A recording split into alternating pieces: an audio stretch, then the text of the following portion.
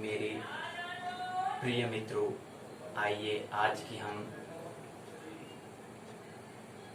नवम दिवस की बैठक में प्रवेश करें। स्वाध्याय के नवम दिवस की बैठक में आइए प्रवेश करें।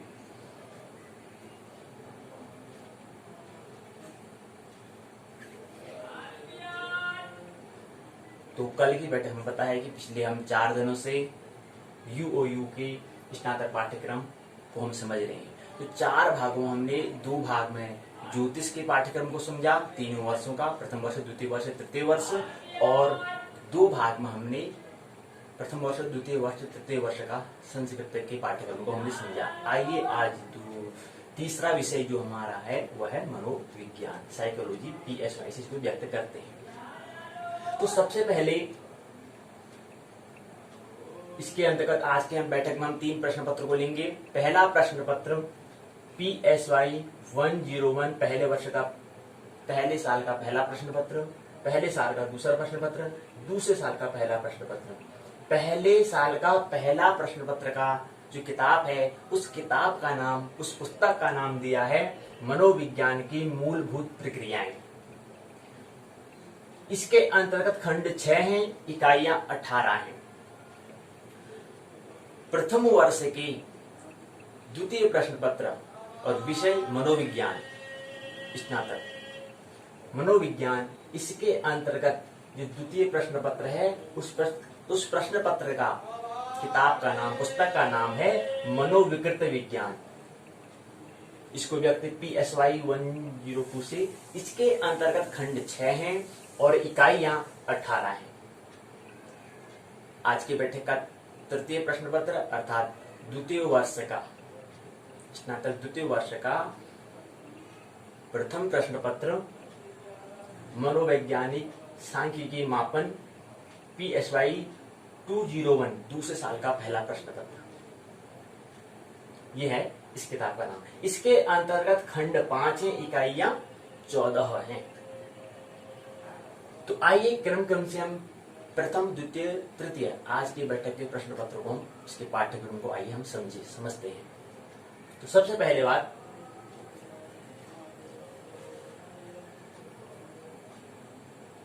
पहला प्रश्न पत्र, इसके अंतर्गत 6 खंड, इकाइयां 18 हैं। तो पहला खंड जो है वो है, उस खंड का नाम है मनोविज्ञान से हम परिचय होंगे। तो मनोविज्ञान किसे कहते हैं? मन का विज्ञान। मन क्या है, किसे कहते हैं मन?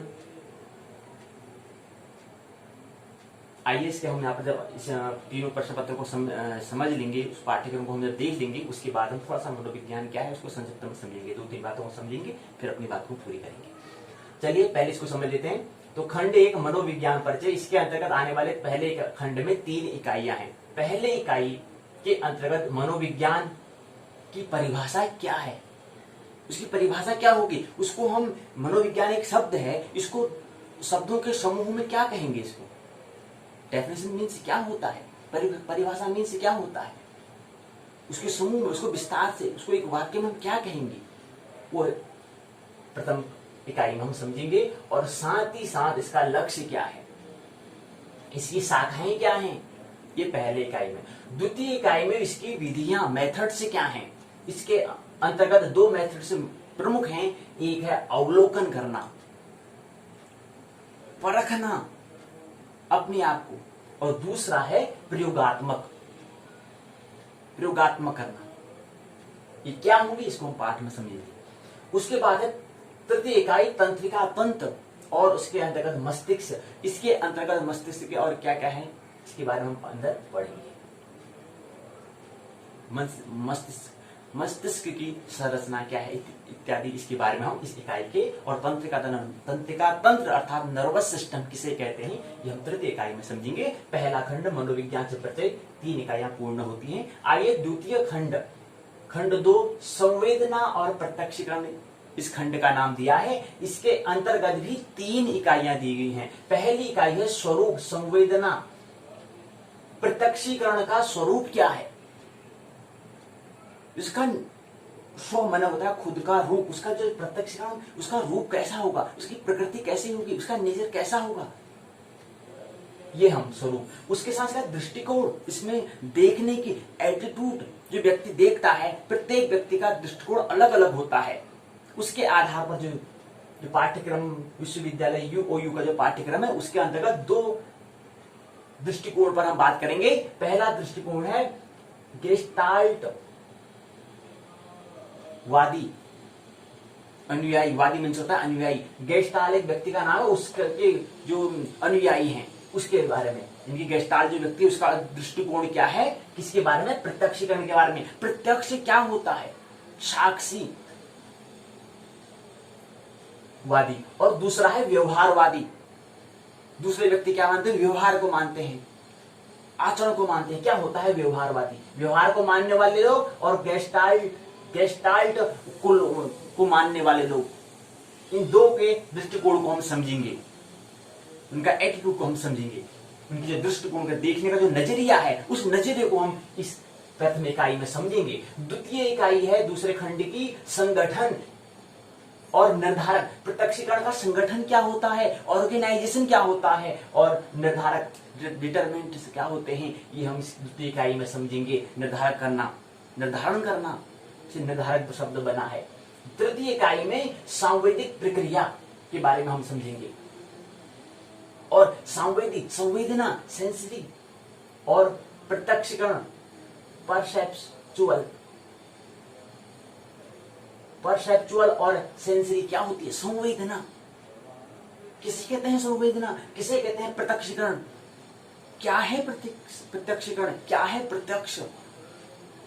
और तृतीय इकाई में संवेदना प्रक्रिया, इसके अंतर्गत आंख कान की संरचना, क्या इसका स्ट्रक्चर है, क्या इसकी संरचना है, और क्या इसका कार्य है, क्या इसकी ड्यूटी है, आंख और कान की क्या ड्यूटी है, ये हम इस तृतीय इकाई में समझेंगे। आप जानते हैं क्या है इसकी ड्यूटी, क्या इसकी ड्यूटी, क्या इसकी जॉब, और क्या इसकी संरचना पता है। तो ये हम सब इस तृतीय इकाई में समझेंगे। नहीं पता है कोई बात नहीं, पता होना चाहिए, नहीं तो इस अध्याय में जब तृतीय खंड में, खंड 2 के तृतीय इकाई में जब आप समझेंगे तो हम समझेंगे इसकी संरचना, कार्य के बारे में, ड्यूटी के बारे में। तृतीय खंड है सीखना, किसे कहते हैं लर्निंग, किसे कहते हैं अधिगमन और अधिगम। और दूसरा है इसके साथ साथ स्मृति और विस्मरण। यहाँ पर थोड़ा ख्याल रखें, यहाँ पर स्मृति लिखा है, यहाँ पर विस्मरण लिखा है। आपने सुना होगा स्मृति के साथ दूसरा शब्द होता है विस्मृति, और विस्मरण के साथ होता है स्मरण। समझे, खोज करें, यहाँ पर स्मृति विस्मृति क्यों नहीं लिखा, विस्मरण क्यों लिखा। इस खंड का नाम यहाँ पर सीखना, स्मृति और विस्मृति भी तो हो सकता था, लेकिन यहाँ पर विस्मरण क्यों लिखा, इस पर खोज करें आप। और तो इसके अंतर्गत पहली इकाई है स्वरूप सिद्धांत। सीखने का स्वरूप क्या है, उसका रूप कैसा जब होगा, रूप और स्वरूप, खुद का रूप, तो उसका रूप कैसा है, और उसके सिद्धांत। और इसके अंतर्गत सिद्धांत के अंतर्गत पहला होता है प्रयास, दूसरा होता है भूल, तीसरा होता है सूझ। वे कहते हैं कि सिद्धांत जो मनोवैज्ञानिक है, सिद्धांत दिया है, उनने कहा है, जो विचारक हैं उन्होंने कहा पहले प्रयास करते हैं, और प्रयास करने में क्या होता है, भूल होती है, और भूल करने से क्या होता है, तो भूल जब होती है, उसके भूल करने से हमें क्या होता है, हमें सूझ प्राप्त होता है। सूझ किसे कहते हैं, सूझ ऐसे ही, समझ ऐसे ही नहीं आ जाती। सूझ के लिए क्या करना पड़ता है, पहले कर्म करना पड़ता है, कर्तव्य करना पड़ता है, और उसके बाद कर्तव्य करेंगे, प्रयास करना पड़ता है, और प्रयास करने में क्या होगा, भूल होगा। तो एक भूल को बार बार पुनरावृत्ति नहीं होनी चाहिए, लेकिन भूल करनी, जो भूल नहीं कर रहा है इसका मतलब कुछ नया नहीं कर रहा है, जो भूल कर रहा है इसका मतलब कुछ नया कर रहा है, और जो भूल की जो पुनरावृत्ति कर रहा है, ये थोड़ा विकृति का लक्षण है। इसको आप ख्याल में रहे, इस बात को ध्यान में रहे। और उसी गलती को अगर बार बार अगर उसको पुनरावृत्ति कर रहा है, तो इसका मतलब समझे कि वो क्या कर रहा है, उसके अंदर कुछ रोग है, कुछ डायबिटीज है, ये आप ख्याल रहे। तो भूल करना सही है, लेकिन एक ही भूल को बार बार पुनरावृत्ति करना, ये लक्षण रोग का लक्षण है। आइए तो सिद्धांत जी, द्वितीय इकाई में क्लासिक प्रवर्तन, क्लासिकी और प्रवर्तन अनुकूलन को हम समझेंगे। अनुकूलन मतलब क्लासिक अनुकूलन और प्रवर्तन अनुकूलन को हम समझेंगे। और इसके बाद आता है अधिगमन का स्थानांतरण। एक स्थान से दूसरे स्थान तक। कैसे इसको स्थान से अंतर करेंगे, इसको एक स्थान से दूसरे स्थान में ले जाएंगे, स्थानांतरण। ये हम द्वितीय इकाई में। तृतीय इकाई में स्मरण और यहाँ पर अविस्मरण। अब यहाँ पर ठीक शब्द लिखा है, यहाँ पर स्मृति और विस्मरण लिखा है, यहाँ पर लिखा है स्मरण और विस्मरण। यहाँ पर सही लिखा है, लेकिन यहाँ पर स्मृति और विस्मरण लिखा है, कुछ न कुछ वजह रहा होगा। लेकिन यहाँ पर स्मरण है, यहाँ पर विस्मरण है। तो स्मरण और स्मरण किसे कहते हैं, ख्याल में लाना क्या है, और विस्मरण किसे कहते हैं। विस्मरण मतलब होता है जो अचेतन मन में है, और स्मरण मतलब जो चेतन मन में आ गया। तो स्मरण रहना, ख्याल में रहना मतलब चेतन मन में जो बातें हैं, और विस्मरण मतलब क्या है, जो अचेतन मन में है। उसका स्वरूप, इसकी प्रक्रिया, भूलने का वजह, भूल हम क्यों करते हैं, उसका क्या कारण होता है। हमने कहा है कि ये विज्ञान है, मनोविज्ञान है, और विज्ञान तो कार्य और कारण की खोज है। क्या कारण है,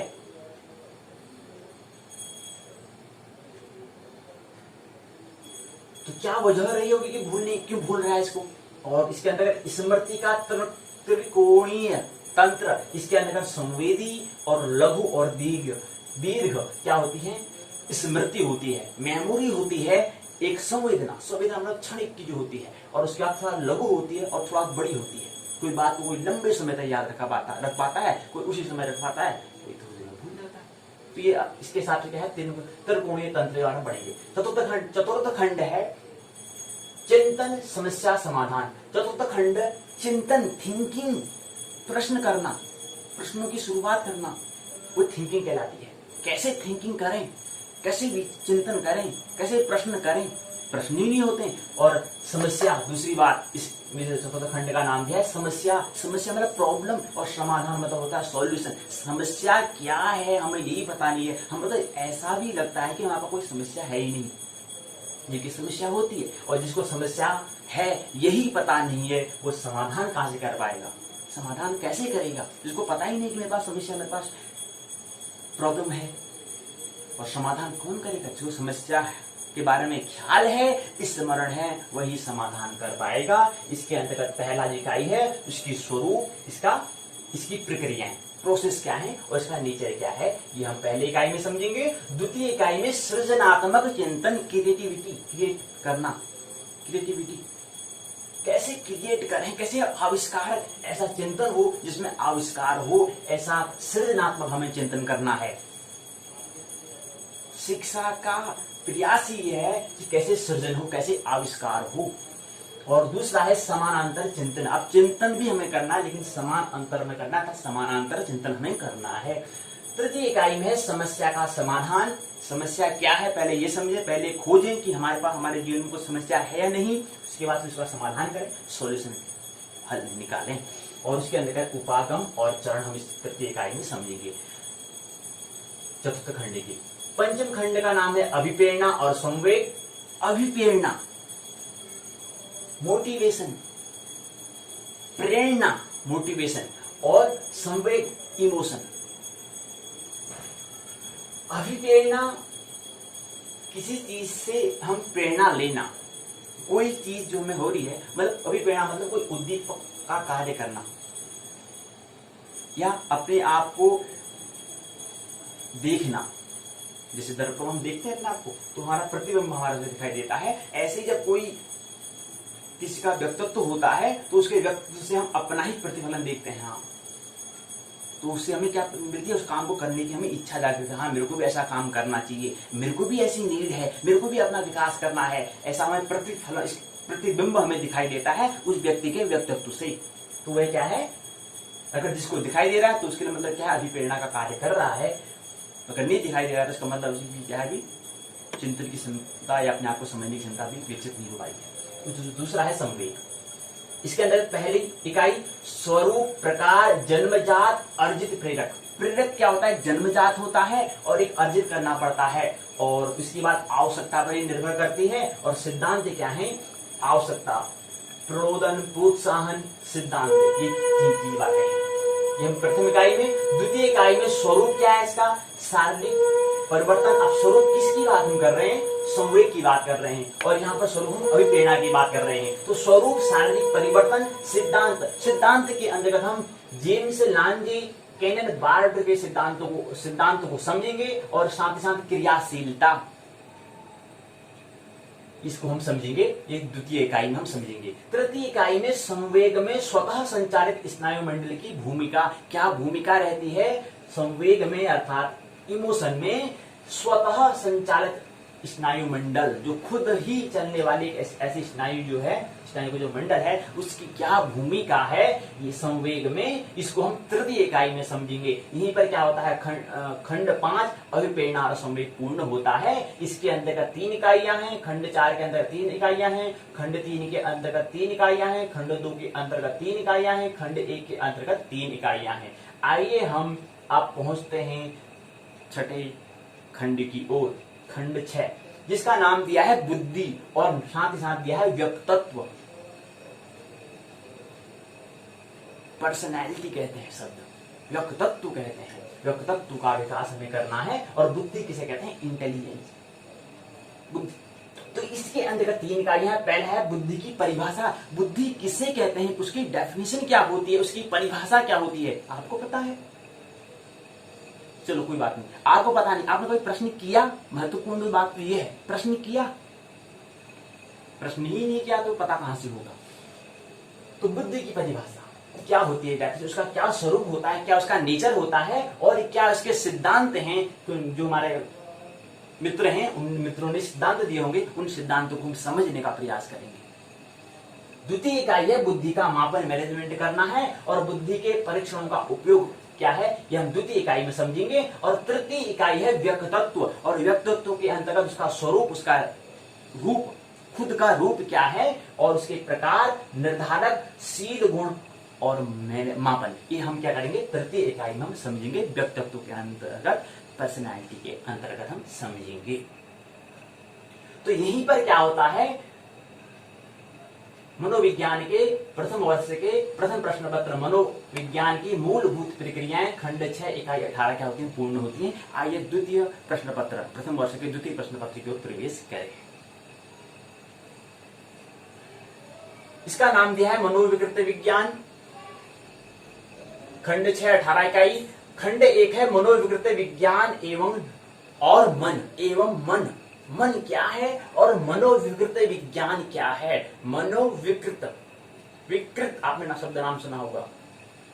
विकृत मतलब जैसे यहाँ पर हमने कोई शब्द लिखा है, अगर उसमें थोड़ा सा भी अगर हमें जो शब्द लिखा है उसमें क्या है, अगर थोड़ा सा भी अगर उसमें शायद जो है अगर थोड़ा सा मिट जाती है तो उसमें मतलब जो उसका हमने शब्द लिखा था वो शब्द थोड़ा हमें धुंधला हो जाता है, स्पष्ट हमें दिखाई पड़ने में, दिखाई देने में और स्पष्ट नहीं हो पाता है, हमें स्पष्ट दिखाई नहीं दे पाता है, तो समझो कि वो शब्द क्या हो गया, विकृत हो गया। ऐसे ही हमारे जीवन में भी क्या है, कुछ विकृतियां हैं, ये तो हमें दिखाई दे रही हैं क्योंकि ये क्या है, बाह्य जगत में है, लेकिन ऐसे हमारे अंतस जगत में भी कुछ विकृतियां हो रही हैं, उसको समझने का हम प्रयास मनोविकृत विज्ञान में, यानी कि खंड 1 अर्थात द्वितीय प्रश्न पत्र मनोविकृत विज्ञान में समझने का हम प्रयास करेंगे। तो पहला खंड मनोविकृत विज्ञान और मन, इसके अंतर्गत 3 इकाइयां,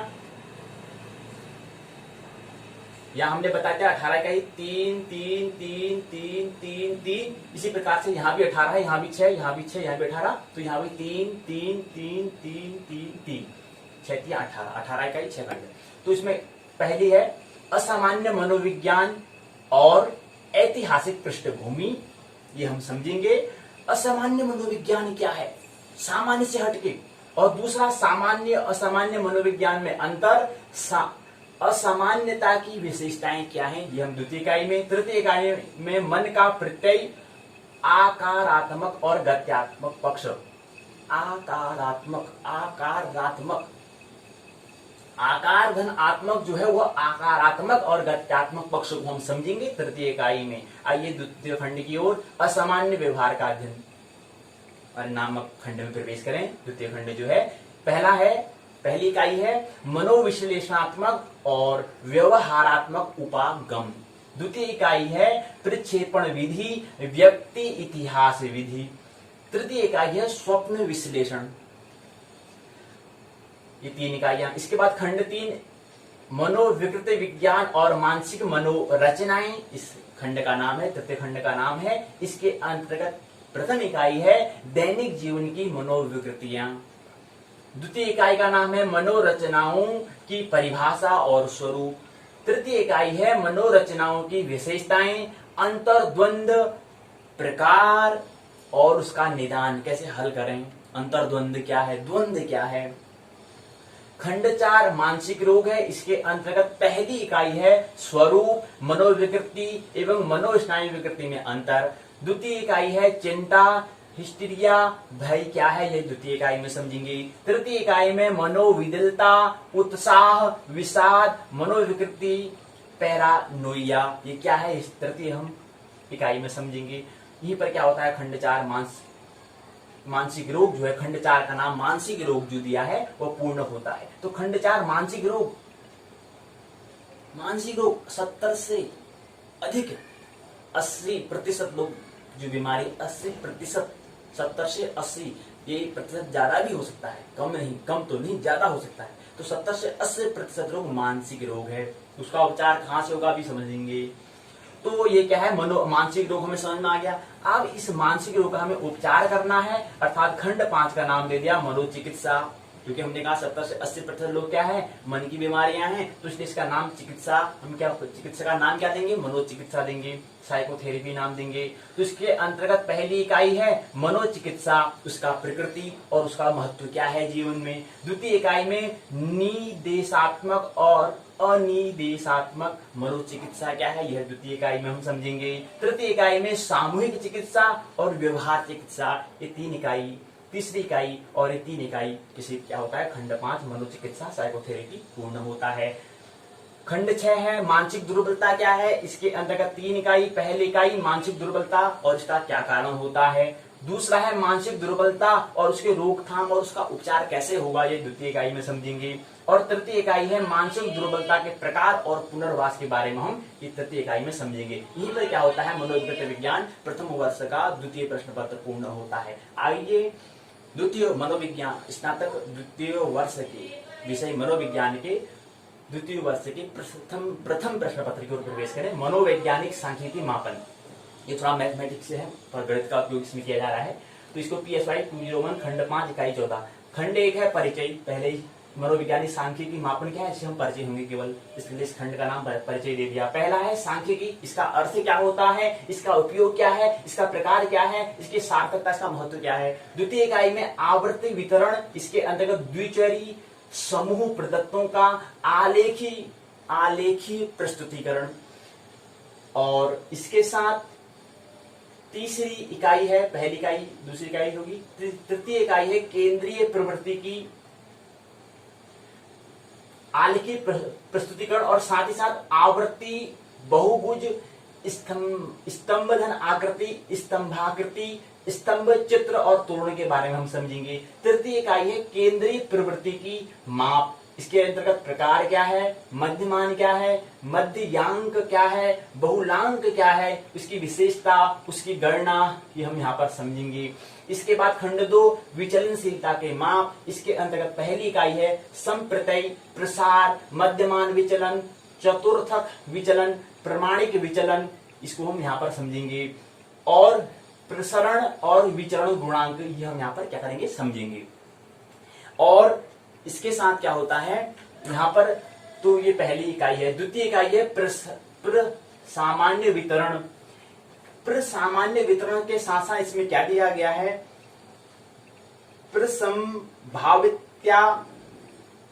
प्रसंभाव्यता का संप्रत्यय, प्रसामान्य संभाव्य वक्र की विशेषताएं, विषमता एवं कुकुदता, प्रसामान्य संभाव्यता वक्र के अनुप्रयोग, ये हम क्या करेंगे, द्वितीय इकाई में समझेंगे। उसके बाद आता है तृतीय इकाई सहसंबंध जो है, इसके अंतर्गत क्या होता है, सहसंबंध का संप्रत्यय, पियर्सन, गुणन, आघूर्ण, सहसंबंधन, स्पीयरमैन, कोटि, अंतर, सहसंबंध, ये हम क्या करेंगे, तृतीय इकाई में हम समझेंगे। खंड 3 प्रतिदर्शन प्रविधियां, इसके अंतर्गत यादृच्छिक निदर्शन, यादृच्छिक जो निर्दर्शन है, इसके अंतर्गत प्रतिदर्शन वितरण, मध्यमान, प्रामाणिक विचलन एवं आर की प्रमाणिक त्रुटि, सार्थकता के स्तर, स्वतंत्रता के अंश, टाइप 1 त्रुटि, टाइप 2 त्रुटि, ये हम क्या करेंगे इस प्रथम इकाई में, हम खंड 3 के प्रथम इकाई में हम समझेंगे। उसके बाद है द्वितीय इकाई, प्राचल एवं अप्राचल सांख्यिकी। इसके अंतर्गत क्या है, अर्थ क्या है, इसका स्वरूप क्या है, अविग्रह क्या है, प्रकार क्या है, टी परीक्षण क्या है, काई वर्ग परीक्षण क्या है, ये हम क्या करेंगे द्वितीय इकाई में समझेंगे। आइए चतुर्थ खंड की ओर प्रवेश करें। चतुर्थ खंड का नाम है विश्वसनीयता, वैधता एवं परीक्षण का मानवीकरण। इसके अंतर्गत पहला है अर्थ। पहली इकाई जो है अर्थ किसे कहते हैं, इसका अर्थ क्या होता है, इसका प्रकार क्या है, इसका परीक्षण क्या है, इसकी विधियां क्या हैं, ये हम प्रथम इकाई में समझेंगे। द्वितीय इकाई में वैधता, इसका अर्थ, इसका प्रकार, इसकी परीक्षण वैधता ज्ञात करने की विधियां क्या है, ये हम द्वितीय इकाई में समझेंगे। तृतीय इकाई में परीक्षण मानवीकरण, इसका अर्थ क्या है, इसकी सार्थकता क्या है, इसकी विशेषताएं मानक अंक क्या है, इसके प्रकार और उपयोगिता क्या है, ये हम तृतीय इकाई में समझेंगे। खंड चौथा, खंड पांचवा जो है वह है परीक्षण और निर्माण। ये खंड 4 जो था उसका नाम था विश्वसनीयता, वैधता और परीक्षण का मानवीकरण नाम दिया है। तो उसमें पहले हमने विश्वसनीयता के बारे में, दूसरी इकाई में वैधता के बारे में, तृतीय इकाई में हमने परीक्षण का मानवीकरण, ये खंड 4 का नाम दिया है, तो इसको हमने तृतीय इकाई में समझा। इसे 3 इकाई करते, 3 टॉप यहाँ पर दिए हैं, बिंदु दिए, तो 3 इकाई में इसको समझेंगे। यहाँ पर खंड 5 है परीक्षण निर्माण। इसके अंतर्गत मनोवैज्ञानिक परीक्षण का अर्थ क्या होता है, विशेषताएं क्या होती हैं, उपयोगिताएं क्या होती हैं, परीक्षण निर्माण के सामान्य चरण क्या है, ये पहली इकाई में समझेंगे। द्वितीय इकाई में पद या एकांश का अर्थ क्या होता है, विशेष अर्थ के सामान्य दिशा निर्देश, निबंधात्मक वस्तुनिष्ठ परीक्षण की तुलना, ये हम पद और एकांश का अर्थ, ये जो पद वाला है इसको हम यहाँ पर द्वितीय इकाई में समझेंगे। जहां पर पहली इकाई है, यहाँ पर हमने कहा कि मनोवैज्ञानिक परीक्षण का अर्थ, विशेषताएं, उपयोगिताएं, परीक्षण निर्माण के सामान्य चरण, ये हम यहाँ पर बात करेंगे पूरी, और साथ साथ विशेषताएं, प्रकार और एकांश लेखन के बारे में यहाँ पर बात करेंगे। तो ये बात है मनोवैज्ञानिक परीक्षण का अर्थ, विशेषताएं, उपयोगिताएं, परीक्षण निर्माण के सामान्य चरण पहली इकाई में। द्वितीय इकाई में पद अर्थात एकांश का अर्थ क्या होता है, विशेषताएं क्या होती हैं, प्रकार क्या है, एकांश लेखन क्या है, कि सामान्य दिशा निर्देश क्या है, निबंधात्मक क्या है, वस्तुनिष्ठ परीक्षण की तुलना, ये हम क्या करेंगे द्वितीय इकाई में समझेंगे। तृतीय इकाई में पद का विश्लेषण करेंगे। पदों का कठिनाई स्तर क्या है, कठिनाई स्तर क्या है, एवं पद विभेद शक्ति, पद के कठिनाई स्तर और विभेदन शक्ति में हम संबंध को समझेंगे, रिलेशनशिप को हम समझेंगे। तो यहीं पर क्या होता है, खंड 5 की तृतीय इकाई पूर्ण होती है। यहीं पर क्या होता है, मनोवैज्ञानिक सांख्यिकी मापन खंड 5 इकाई 14 क्या होते हैं, पूर्ण होते हैं। यहीं पर 3 प्रश्न पत्र पूर्ण होते हैं। आइए कुछ बातों को संक्षिप्त में समझे, फिर अपनी बात पूर्ण कर देते हैं। पहली बात है मनोविज्ञान, तंत्रिका तंत्र, मस्तिष्क, सीखना, स्मृति, विस्मृति, संवेदना, प्रत्यक्ष अर्थात साक्ष्य या सूझ या समझ, और चिंतन क्या है, समस्या क्या है, अभिप्रेरणा क्या है, संवेग क्या है, बुद्धि क्या है, व्यक्तित्व क्या है, मनोविकृति क्या है, रोग क्या है। रोग 3 प्रकार से होते हैं, शारीरिक, मानसिक, आत्मिक। चिकित्सा भी 3 तल पर होती है, शारीरिक, मानसिक, आत्मिक। शारीरिक अगर आपको चिकित्सा करनी है तो आपको हॉस्पिटल में जाना होगा डॉक्टर के माध्यम से। अगर आपके मानसिक चिकित्सा करनी है तो शिक्षालय में शिक्षा के माध्यम से हो सकती है, और मनोविज्ञान के माध्यम से हो सकती है। और तीसरा अगर आत्मिक अगर हमें क्या करना है, चिकित्सा करानी है अपनी आत्मता, जो हमारे अंदर बेचैनी है उसको पूर्ण करने के लिए हमें ध्यान, प्रेम चीज को हमें क्या करना पड़ेगा, अपने जीवन में और आचरण में हमें उतारना होगा। और साथ ही साथ गणितीय आधारित हमने कहा इकाई है। तो इसके अंदर मन क्या है, मन जो है एक जैसे हम पंखा चल रहा है, पंखे की जो गति अवस्था है उस गति अवस्था का नाम मन है। अगर पंखा जब हम खोलते हैं तो पंखा चलने लग जाता है, ऐसे ही हमें कोई चीज मिलती है तो मन तत्क्षण क्या करने लगता है, चलने लग जाता है। लेकिन जब पंखा का बटन बंद करते हैं तो पंखा बंद हो जाता है, और जब ऐसे हमारा मन अगर निर्विचार में पहुंच जाता है तब हम कहाँ पर होते हैं, आत्मा। यानी कि गतिशीलता, पंखे की गतिशीलता मन को प्रदर्शित करती है, मन को दिखाती है, और पंखे की स्थिरता जो है वो आत्मा को, ब्रह्म को दिखाती है। तो पंखा, वैसे दूसरी बात, आप मनोवैज्ञानिक विज्ञान को समझ रहे हैं तो वैसी बात समझ सकते हैं, पंखा चल रहा है लेकिन एक बिंदु स्थिर है। जो स्थिर बिंदु है वो प्रतीक किसका है? ब्रह्म का, आत्मा का, और जो ब्रह्म का, और जो चल रहा है वो क्या है? प्रकृति का, अर्थात मन का या शरीर कह सकते हैं। प्रकृति के अंदर सब बातें आ चुकी। तो ये क्या है? मन क्या है। और दूसरा क्या है? दो शरीर अर्थात प्रकृति और ब्रह्म के बीच का जो संबंध है, जो एक संबंध, जो सेतु का जो काम करता है वो कौन करता है? मन करता है। इसलिए इसका नाम मनोविज्ञान पड़ा। और इसके बाद हम कहें कि मनोविज्ञान बात हम कर रहे हैं तो इसलिए महत्वपूर्ण हो जाता है कि मनशास्त्र अर्थात गीता का भी क्या है, उसका कुछ सबसे पहली मनोविज्ञान जो है वह क्या है? गीता है। तो इसलिए थोड़ा एक दो श्लोक हम लेंगे। प्रथम श्लोक है, धृतराष्ट्र कहते हैं, धर्म क्षेत्रे कुरुक्षेत्रे संवेता युयुधन उत्सव मामकः पांडवस्यैव किं कुर्वत संजय। आप समझ जाएंगे, आप अध्ययन करते हैं, इसका अर्थ बताने की आवश्यकता नहीं है। दूसरा श्लोक है, अंतिम श्लोक हम ले रहे हैं। संजय कहते हैं, यत्र योगेश्वरः कृष्णो यत्र पार्थो धनुर्धरः तत्र श्री विजयो भूतिर्धुर्वा नीतिर्मतिर्मम। प्रथम अध्याय का 27वां श्लोक ले रहे हैं। जातस्य हि ध्रुवो मृत्युः ध्रुवं जन्म मृतस्य च तस्मात् अपरिहार्य अर्थे न त्वं शोचितुम् अर्हसि। क्या कहते हैं? हे अर्जुन, तू क्यों चिंता करता है? दूसरों की क्यों चिंता कर रहा है? जो जन्म और मृत्यु क्या है? जातस्य ही ध्रुवम मृत्यु, जन्म और मृत्यु क्या है? अर्ध अनिवार्य चीज है। उस पर तू चिंता क्यों कर रहा है? अनिवार्य जो है उस पर क्यों नहीं तू स्थित होता? अनिवार्य क्या है? हमने बताया कि ज्योतिष के भी 3 भाग है, अनिवार्य, अर्ध अनिवार्य और गैर अनिवार्य। तो गैर अनिवार्य में क्यों उलझ गया और साथ ही साथ तो अर्ध अनिवार्य में क्यों उलझ जा रहा है? तो अनिवार्य की ओर, इसेंशियल की ओर क्यों नहीं प्रवेश करता? क्यों नहीं उसमें स्थित होता? तो उसकी बात कर रहे हैं। तो करें, और जन्म में तो जो जन्म लेगा उसने तो मरना है ही, मर ही रहा है। जिस दिन जन्म लिया उसी क्षण क्या हुआ? मृत्यु घटना, मृत्यु होनी शुरू हो गई। और जिस दिन मृत्यु होती है उस दिन घटना पूरी हो जाती है, अर्थात घटना पूर्ण हो जाती है। वो हमें पूरा घटना पूर्ण हो गई ये हमें दिखाई देता है। तो क्यों चिंता करता है? तो जातस्य ही ध्रुवः मृत्यु ध्रुवम जन्म मृतस्य च तस्माद् अपरिहार्य अर्थे न त्वं शोचितुम् अर्हसि। हे अर्जुन, तू ब्रह्म में, तू अनिवार्य में स्थित हो। और यहाँ पर अर्जुन प्रतीक है विचारशील व्यक्ति का, इसलिए चिंतन करना अनिवार्य है। एक तो चिंतन ही नहीं करते हैं, जैसे दुर्योधन, जैसे भीम, ये क्या है? विचारहीनशील व्यक्ति के क्या है? प्रतीक हैं। और एक प्रतीक है कृष्ण, निर्विचार स्थित प्रज्ञ के प्रतीक कौन है? निर्विचारशील व्यक्ति के प्रतीक हैं। तो 3 व्यक्ति हैं, 3 व्यक्ति होते हैं। एक होता है बच्चा, जो जैसे बच्चा है वो क्या है? विचारहीन है, अब इसके अंदर विचार नहीं उठे हैं। दूसरा होता है, दूसरा व्यक्ति, मध्यम व्यक्ति, जब अध्ययन कर, थोड़ा वही बच्चा जब बड़ा हो जाता है तो थोड़ा विचार करता है, वो भी थोड़ा अपने दायरे पर थोड़ा बहुत विचार करता है, लेकिन वो पूर्ण विचार मतलब हो सकता है शारीरिक कुछ जरूरतों के लिए कर रहा हो, कुछ मानसिक जरूरतों के लिए कर रहा हो, लेकिन आत्मिक का कुछ लोग पहुंच पाते हैं। लेकिन क्या अंदर फिर भी विचार कर रहा है, तो वो द्वितीय श्रेणी में आता है। लेकिन एक स्थिति क्या होती है जहां पर विकास पूर्ण हो जाता है, वो आता है निर्विचार शील की अवस्था, अर्थात स्थित प्रज्ञ की अवस्था आती है। वो बातें हम कभी आगे जो बैठक होंगी विस्तार से समझेंगे।